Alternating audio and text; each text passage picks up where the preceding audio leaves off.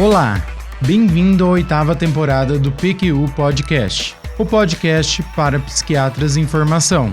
Aqui é evidência com opinião. Eu sou André Boim e é uma satisfação tê-lo como ouvinte. É com grande prazer que compartilho esse episódio com Luiz Alberto. Na temporada passada não tivemos chance de trabalharmos juntos em nenhum episódio. Realmente, André, estou animado com o tema que você preparou, pois acredito que seja fundamental para a formação do psiquiatra. Vamos em frente, sem mais delongas. Claro.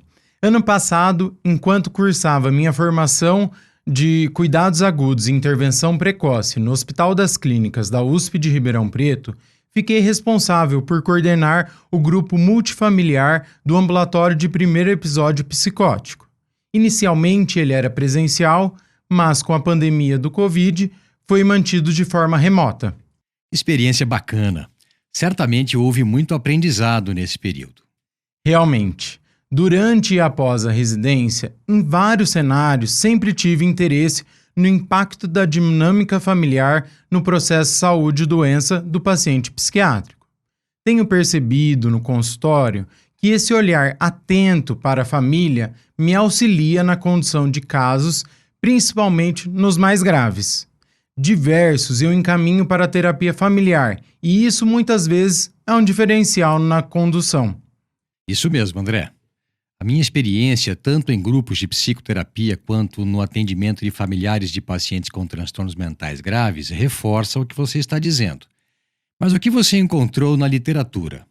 Achei dados interessantes que gostaria de compartilhar. Mas antes, lembrar que o PQU Podcast é uma iniciativa independente, sua, Luiz Alberto, e do Vinícius, que agora conta com a colaboração da Maria Clara e com a minha, feita com recursos próprios, com o intuito de divulgar evidências, informações e opiniões que consideramos de interesse para o psiquiatra em formação. Toda quarta-feira, um novo episódio. Se gosta do nosso projeto, compartilhe com amigos e colegas para que seu alcance continue aumentando. É isso aí. Dado o recado, vamos em frente. Talvez alguns ouvintes nunca tenham ouvido falar de grupo multifamiliar.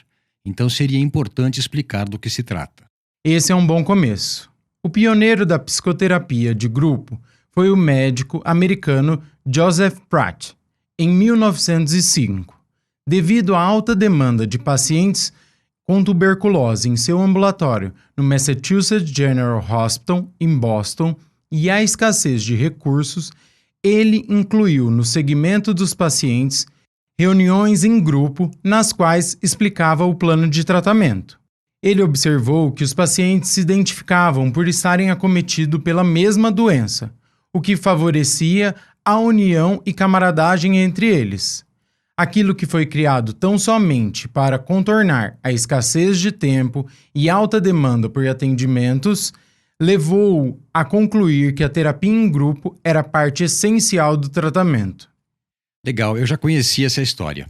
Ela ilustra bem aquele dito popular: atirou no que viu e acertou no que não viu.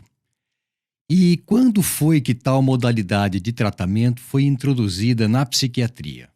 A terapia de grupo em unidades de internação psiquiátricas tem seu primeiro registro na Segunda Guerra Mundial.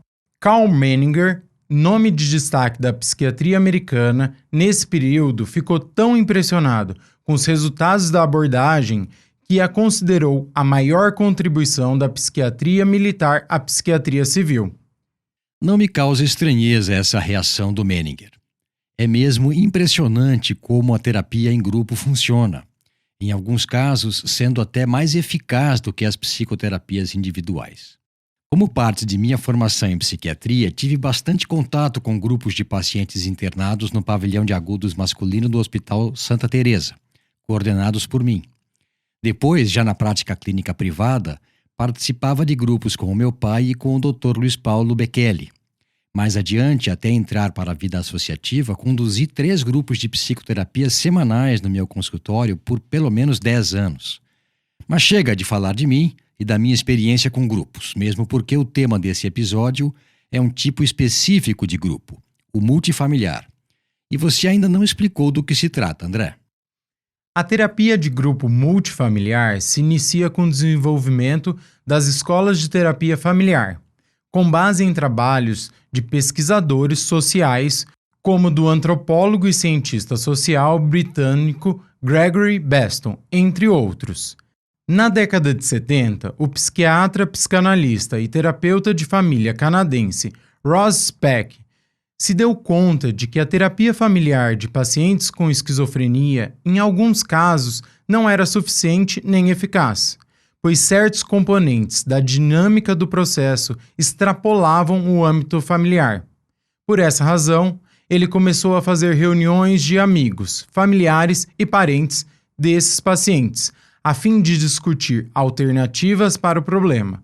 O termo terapia multifamiliar foi criado em 1963 pelo terapeuta de família americano Carl Wells e posteriormente aprimorado conjuntamente pelo seu conterrâneo, também terapeuta de família, Peter Laqueur. A prática deles consistia de sessões regulares, semanais, com 5 ou 6 famílias, durante as quais os participantes compartilhavam suas dificuldades, experiências e sugestões. Interessante o desenvolvimento dessa abordagem. Mas qual era o seu objetivo e como ela se diferencia das outras, André? É muito comum que famílias com indivíduos acometidos por doenças graves como esquizofrenia, por exemplo, adoecem também, passam a apresentar sintomas disfuncionais ou mesmo ficam paralisadas ante a complexidade da realidade que vivem e pelas fantasias que criam. No grupo multifamiliar, os participantes se identificam por similaridades, mas novas ideias, pensamentos, sentimentos podem surgir da diferença da experiência de cada um ou da etapa do processo de entendimento da doença pelo qual estão passando. Eu não tinha conhecimento desse grupo multifamiliar para pacientes de primeiro episódio psicótico oferecido pelo Hospital das Clínicas da Faculdade de Medicina de Ribeirão Preto. Desde quando ele existe? O ambulatório de primeiro episódio psicótico, localizado no complexo do Hospital das Clínicas da Faculdade de Medicina da USP de Ribeirão Preto, foi implementado em 2012 pela professora doutora Cristina Marta Delbem, entrevistada pelo PQ Podcast no episódio 90. Sua criação se deu no contexto de um grande estudo epidemiológico, que teve como objetivo detectar casos incidentes de psicose, schizophrenia and other psychosis, translational research, Environment and Molecular Biology Study, STREAM, que faz parte da rede europeia UGI. Legal. E como funciona o grupo multifamiliar? O grupo multifamiliar iniciou suas atividades com a criação do ambulatório. É um grupo aberto, semanal, com duração de 1 hora, do qual fazem parte os pacientes desse ambulatório e seus familiares. Deles participam os pacientes, os familiares ou ambos. Ele é coordenado por um membro da equipe fixa do ambulatório, sendo que os residentes de psiquiatria do 3º ano do Hospital das Clínicas da USP de Ribeirão Preto também participam. Até 2020, ele ocorria antes das consultas dos pacientes. Com a pandemia, migrou para o modelo online, que ocorre simultaneamente ao ambulatório. Não deve ter sido simples essa transição, não somente por ela em si, mas também pela população envolvida. Como ela se deu, André? Que dificuldades enfrentaram para que finalmente conseguissem fazer o grupo multifamiliar online? Luiz Alberto, não foi fácil no início, mas com a prática desenvolvemos novas habilidades. Logo no início da minha complementação, fiquei responsável por coordenar esse grupo multifamiliar. Tivemos poucos grupos presenciais, então logo veio a Covid-19 e o isolamento social obrigatório. Lembro do clima de medo, incerteza instalados no ar. Pensei que se eu sentia estressado diante das incertezas e indefinições com a pandemia, imagina os pacientes e familiares que tiveram recentemente sintomas psicóticos. Que terror sem nome eles não estariam vivendo. Por essa razão, Motivado por esse sentimento de solidariedade, com o apoio da professora Cristina Marta Delbem, criamos a versão online do grupo multifamiliar. Ninguém escapou da ansiedade diante do ineditismo da pandemia da Covid-19 e das incertezas que a acompanharam. Fizemos episódios sobre o impacto da pandemia na prática psiquiátrica. O 106, Isolamento Social, Medos e Incertezas com a Covid-19. O 109, Teleconsulta Psiquiátrica em tempos de Covid-19. E o 119, Reabertura do consultório em meio à pandemia. Mas conte para o ouvinte como foi o passo a passo dessa transição de grupo convencional, presencial para online. Quem sabe não serve de modelo para quem faz algo semelhante. Claro, será um prazer. Utilizamos um número de WhatsApp específico para comunicação sobre o grupo e o Google Meeting, fornecido pela USP para os encontros em si. Escolhemos essas plataformas pois seguem a Lei Geral de Proteção dos Dados, mas outras também funcionariam. O paciente e seus familiares, na consulta psiquiátrica, são convidados a participar do grupo multifamiliar. Aos que aceitam, solicito autorização para fornecer o número de contato celular. Na sequência, entro em contato por WhatsApp, explicando o funcionamento do grupo, horários, orientando sobre a plataforma, fornecendo o link do grupo, esclarecendo possíveis dúvidas. Isso feito, e já com o aceite do participante, o incluo na lista de transmissão do WhatsApp. Nas vésperas da reunião do grupo, envio uma mensagem lembrando do grupo e no dia em que ele ocorre, 10 minutos antes do início, envio outra mensagem com o link do encontro. Nosso link é o mesmo desde a criação, assim, alguns participantes já têm o salvo. Além disso, sou responsável pelo link do Google Meet. Eu que autorizo quem entra na sala. Assim, garanto que somente os participantes convidados entrem no grupo. Muito bom. É trabalhoso, mas nada é tão complicado quando se sabe como fazer. Acredito que essa descrição possa até ajudar algum ouvinte que queira desenvolver algum grupo multifamiliar. Conte mais. Que técnicas utiliza nessa abordagem em grupo? As técnicas foram sendo aperfeiçoadas com o tempo.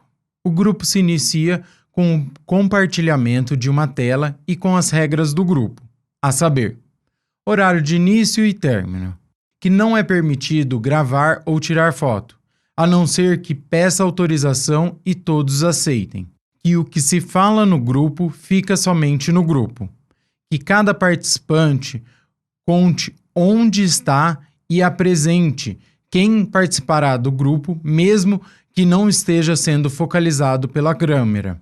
Que o participante conte onde está e quem participará do grupo, apresentando, mesmo que não esteja sendo focalizado pela câmera. Que o participante esteja em um lugar calmo, silencioso e privativo, no qual somente quem participa do grupo possa ouvir e não haja interrupções. Que se chegar alguém no ambiente, ele deva avisar. Que se estiver sozinho, é preferível usar fone de ouvido, que deve sempre deixar a câmera ligada. Logo a seguir, todos os participantes se apresentam e dizem onde estão e quem vai participar do grupo. Feito isso, inicia-se a etapa de trabalho em grupo propriamente dito. Os participantes, pacientes e familiares discutem o assunto que surge espontaneamente. Como eles passam por experiências e têm dificuldades semelhantes, parte-se da premissa de uma natural e espontânea conversa ocorrerá no sentido de auxiliar no entendimento ou resolução de algumas questões. O moderador intervém quando isso não ocorre por alguma razão ou para estimular a discussão. Muito bom. E quais são os temas mais discutidos, André? Antes de responder essa sua pergunta, Luiz Alberto, gostaria de dizer que estou à frente desse grupo há mais de 1 ano e meio e que a frequência varia entre 3 a 12 participantes por grupo, com média em torno de 5 participantes não fixos. Pouco mais da metade deles é composta por familiares. Os temas são diversos, mas alguns se repetem com frequência. Um tema muito comum é a sintomatologia psicótica e como se deve lidar com ela. Sabemos que para os familiares é sofrido conviver com alguém experimentando perturbações do pensamento ou da percepção. Às vezes eles minimizam, às vezes desesperam-se. A troca de experiência no grupo é muito rica. Certa vez, um paciente estava queixando que alguns familiares não acreditavam que ele estava vendo pessoas passando em seu quarto, o que o fazia sofrer ainda mais. Além da perturbação em si, não se sentia compreendido em sua própria casa. Depois desse relato, um outro paciente conta que isso já havia acontecido com ele e como os pais dele, depois de serem orientados, mudaram de postura. Logo em seguida, outro familiar reforça que também não acreditava no que o paciente dizia, achava que era falta de cinta ou frescura. Na medida em que frequentou as reuniões do grupo multifamiliar, entretanto, e vendo a angústia do filho e sua melhora com o tratamento, passou a entender melhor o que se passava e, consequentemente, lidar melhor com a situação. Uma tia desse mesmo paciente, que também estava no grupo, chorou muito ao final de uma das reuniões, dizendo-se arrependida do que tinha feito com o sobrinho. A partir de então, abriu-se um caminho para diálogo entre eles. História interessante. Eu não me surpreendo com o alcance do grupo. Eu bem sei que com essa abordagem consegue-se nível de compreensão e entendimento difíceis de serem alcançados na terapia individual. Isso porque é a única forma de abordagem terapêutica que possibilita progresso, mesmo que a pessoa fique calada, só observando o que se passa na reunião. E que outros temas foram abordados, André? Muito comumente, o uso e troca de medicações, os efeitos colaterais, as dúvidas diagnósticas, as repercussões da funcionalidade, o prognóstico, a estafa do cuidador, acesso a serviços de saúde, a recidiva dos sintomas psicóticos, mas por se tratar de um ambulatório de nível terciário, os temas às vezes são mais complexos. E o seu lado, como coordenador, moderador da atividade? Tem sido um trabalho muito gratificante e de muito aprendizado. Além disso, o grupo multifamiliar tem crescido. Atualmente, contamos com a colaboração da professora Ana Carolina Zanetti, docente da Escola de Enfermagem da USP de Ribeirão Preto, e dos seus orientandos, da graduação e pós-graduação.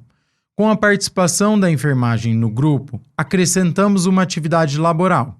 Ela ocorre 30 minutos antes do grupo multifamiliar, conduzida por profissionais de educação física, e assim, aos poucos, o grupo cada vez mais tem servido de cenário de formação e treinamento dos residentes de psiquiatria e pós-graduandos, além de ser um campo para pesquisa. Muito bom ver como essa atividade está se expandindo para além da orientação de pacientes e familiares, mas sem perder essa que seria a sua função primordial. O que a literatura nos traz atualmente sobre o tema? Muito importante isso. Em 2010, a pesquisadora britânica Fiona Farrar e colaboradores conduziram uma revisão sistemática pela Cochrane intitulada Family Intervention for Schizophrenia. Nela incluíram 53 ensaios clínicos randomizados. As intervenções familiares dos estudos avaliados apresentaram grande heterogeneidade, desde intervenções educativas sobre a doença até terapia familiar individual ou em grupo, com variação de duração de 6 semanas a 3 anos. Os principais achados foram: as intervenções familiares reduziram a frequência de agudização do quadro com o número necessário para tratar NNT de 7, ou seja, é preciso que 7 pacientes recebam a intervenção de terapia familiar para que se previna que um tenha agudização do quadro psiquiátrico. Houve redução da internação hospitalar, com NNT de 8. E, como era de se esperar, essas intervenções encorajaram a adesão medicamentosa, com NNT de 6. Além disso, essa intervenção revelou tendência a reduzir o prejuízo social geral e os níveis de emoção expressa dentro da família. Mas faltam mais estudos para melhorar a evidência desses dados. Contudo, essas intervenções não parecem ter efeito protetor contra suicídio. Os dados são animadores. E existe alguma evidência de que essa abordagem, a terapia em grupo multifamiliar, seja útil no encaminhamento terapêutico de pacientes com outros transtornos mentais? As evidências mais robustas são para pacientes com esquizofrenia e sintomas psicóticos mesmo. Entretanto, vou apresentar uma síntese de resultados de revisões sistemáticas da Cochrane com outras populações. A primeira é sobre intervenções familiares em transtorno afetivo bipolar e foi publicada em 2007 pelo pesquisador brasileiro Luiz Justo e colaboradores da Universidade Federal de São Paulo. Nela, foram inclusos 7 ensaios clínicos randomizados, envolvendo um total de 393 participantes. Devido à diversidade de intervenções, a variação de medidas e de desfechos, os autores concluíram que não é possível definição sobre a eficácia dessa intervenção. Outra revisão sistemática foi conduzida pela pesquisadora holandesa Tamara Henk e colaboradores da Universidade de Maastricht, sobre terapia familiar para transtornos depressivos, também publicada em 2007. Nela, foram inclusos 3 estudos de alta qualidade e 3 de baixa qualidade, envolvendo 519 pessoas com depressão. Devido à heterogeneidade, em termos de intervenções, participantes e instrumentos de medida dos estudos ou baixa qualidade, não foi possível realizar meta-análise. E os autores concluíram que, apesar de alguns estudos de boa qualidade metodológica, com achados positivos quanto à efetividade da terapia familiar para a depressão, a revisão conduzida não poderia concluir pela efetividade dessa intervenção. Existem estudos para outros transtornos psiquiátricos, como anorexia nervosa, transtorno do espectro autista, transtorno de déficit de atenção e hiperatividade e alguns transtornos do uso de substância, mas padecem da mesma variabilidade em termos de qualidade metodológica, de modo não fornecerem evidências conclusivas. É um campo promissor, em que a experiência prática como a que você relatou é estimulante, mas em que faltam estudos com boa qualidade metodológica e tamanho adequado para fundamentá-la de rotina. E diga-me, como a sua experiência com esse grupo impactou na sua prática no consultório? Que bom que perguntou. Coordenando esse grupo, desenvolvi um olhar diferenciado para a dinâmica familiar. Por vezes, questões recentes ou antigas das relações familiares ficam projetadas no paciente psiquiátrico que adoece, como um bode expiatório. Poder identificar isso precocemente e intervir oportunamente melhora a evolução do quadro e previne danos às relações, principalmente nos casos mais complexos. Algumas vezes consigo fazer algumas intervenções breves, mas se observo que a questão é mais complexa, encaminho para terapeutas familiares e vamos compartilhando a evolução da família. Lembro-me de um caso que chegou para mim no começo desse ano. Na primeira consulta vieram os pais, que são separados, referindo que o paciente, um jovem de 20 e poucos anos, que morava com a mãe, estava agressivo, fazia uso de maconha e aparentemente apresentava sintomas psicóticos. Lembro-me de a mãe do paciente trazer em mãos um calhamaço de papel em que detalhava toda a evolução do paciente por anos, e o pai orgulhoso dizendo que ela cuidava muito bem do filho, de modo que não entendia por que ele estava assim. O paciente já tinha passado por vários bons profissionais da cidade, tomando muitos medicamentos e tentando suicídio algumas vezes. Na primeira consulta, percebo que há algo além da dinâmica familiar e proponho atendimento familiar. No início, o paciente não aceitava participar e vão somente os pais. Logo nas primeiras consultas, fica evidente o quanto a mãe era controladora, inclusive tentando interferir ostensivamente no modo como eu conduzia as consultas. Com jeito, fui dando limites. O paciente apresentou melhora, com remissão dos sintomas psicóticos e redução do uso da maconha. Acabou aceitando ir para a terapia individual, mas, após alguns meses da melhora, inesperadamente disse que não queria mais se tratar e piora. Conversando com os demais profissionais da equipe multidisciplinar que o acompanhava, identificamos que a mãe, ao perceber a melhora do filho, passou a desvalorizá-lo, humilhá-lo, diminuí-lo, de modo que ele se sentisse impotente, mais e mais ansioso e que buscasse a maconha para o que ela fornecia dinheiro para a compra. A melhora do filho faz com que o ex-marido dela se afastasse deles. A partir daí, sempre com jeito, porque nessas situações não adianta apertar demais, continuamos intervindo, no sentido de fortalecer a autonomia do paciente e protegê-lo das atitudes da própria mãe. Até o momento, as coisas têm andado bem com eles. Muito ilustrativos esses relatos de caso, André. Tem algo mais a acrescentar? Não, disse tudo o que pretendia. Espero que essas informações permitam que o ouvinte fique estimulado a desenvolver um olhar apurado para a dinâmica familiar ao conduzir alguns casos. Obrigado por nos acompanhar até aqui e até uma próxima. Acesse nossa página no Facebook e siga-nos no Instagram para ficar por dentro de tudo o que acontece no PQU Podcast.